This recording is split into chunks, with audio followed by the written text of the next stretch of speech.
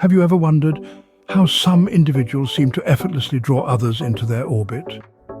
We're about to dive into the world of power dynamics, where understanding the subtleties of human nature can be the game changer. Welcome to the 19th law of power. Know who you're dealing with. Do not offend the wrong person. This law underscores the critical importance of discerning the character, motivations, and emotions of those around us. It's not just about reading people, but also about how you respond to them. When you're in tune with people's sensibilities, you are in a position to influence, persuade, and lead. It's an art, a dance of human understanding that, when mastered, can be the difference between success and failure in any interaction or negotiation. Remember, the key is not to offend the wrong person. The 19th law of power, in essence, is about the art of human understanding. The 19th law is all about understanding and discerning. Quite a simple statement, but as we delve deeper, you'll find that it's a complex mosaic of human interactions and strategies. Firstly, let's talk about discernment. It's the ability to judge well, to understand the deep-seated characteristics of people and situations around us. It's about viewing the world not as we wish it to be, but as it truly is. The 19th law encourages us to discern people's strengths and weaknesses. It's about knowing what makes the person in front of you tick, what motivates them, and what they're truly capable of. It's not about making snap judgments, but rather about observing, understanding, and then making informed decisions. The second aspect of this law is understanding. This is closely tied to discernment, but it goes a step further. Understanding is about comprehending the motivations, desires, and fears of those around you. It's about knowing why people do what they do and what they're likely to do next. It's about predicting behavior and using this knowledge to your advantage. Finally, the 19th law teaches us the importance of tactful navigation in our relationships. It's about knowing how to interact with others in a way that does not cause offense or create unnecessary conflict. This isn't about being deceptive or manipulative, but rather about being respectful and considerate. It's about understanding that every action has a reaction, and that by managing our actions, we can influence those reactions. In essence, the 19th law is about gaining a deep understanding of the people and situations around us, and using that knowledge to navigate our relationships and interactions with tact and strategy. It's about being observant, understanding, and considerate in our dealings with others. But remember, this law is not just about avoiding offense, it's about strategic interaction. It's about using our understanding and discernment to build stronger, more effective relationships. Relationships that not only benefit us, but also those we interact with.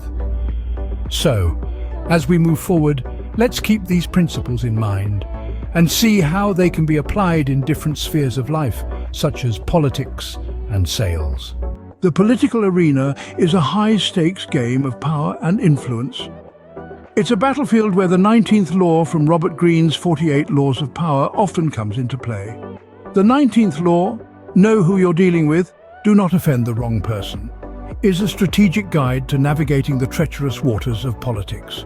Politicians, like chess players, must always be aware of their opponent's strengths and weaknesses. Let's take a stroll down history lane, where we can see the 19th law in action. For instance, consider the case of Winston Churchill during World War II. Churchill, knowing full well the potential consequences of offending the United States, carefully crafted his communications with President Roosevelt to secure their support in the war. He knew who he was dealing with and played his cards right. Or let's consider a more recent example. Angela Merkel, the former Chancellor of Germany, was known for her meticulous approach to diplomacy. She invested time in understanding her counterparts, their motivations and their sensitivities. By doing so, she was able to navigate complex political landscapes, avoid unnecessary conflicts, and ultimately maintain her power. But what happens when a politician offends the wrong person? History is also littered with examples of leaders who failed to heed the 19th law. Take, for example, Napoleon Bonaparte. His decision to invade Russia, despite warnings, led to his eventual downfall. He underestimated his opponent, offended the wrong person, and paid the ultimate price.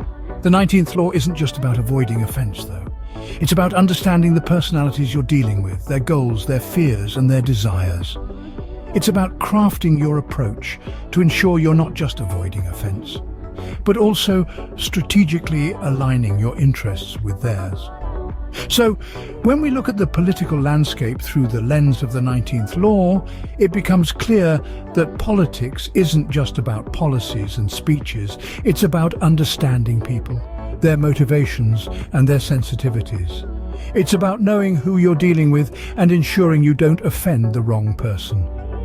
Politics is a game of chess, and the 19th law is an essential piece. In sales, understanding your customer is paramount. Indeed, the 19th law of power, know who you're dealing with, do not offend the wrong person, is a cornerstone of successful sales strategies. Sales professionals, seasoned and new alike, leverage this law to build relationships and close deals. The concept is simple, yet profound. Understand your customer's needs, desires, and expectations, and tailor your approach to meet them. Misunderstanding or offending a potential client can spell disaster for a deal, hence why the 19th law is so essential. Picture this. You're in a meeting with a potential client. You've done your homework. You know their business, their market, and even their competitors. But do you truly know them? Do you understand their fears, their ambitions, their motivation? The 19th law encourages you to delve deeper, to truly understand the person you're dealing with. It's not about manipulation, it's about empathy, understanding, and respect. This law also teaches us the importance of avoiding offense. In the world of sales, this is paramount. An offended client is unlikely to buy, and worse, they may spread negative word of mouth about your business. It's a double whammy. So, how do we avoid offending our customers? It's about active listening, understanding their perspective, and responding with respect and care. It's about showing them that you value their business and see them as more than just a transaction.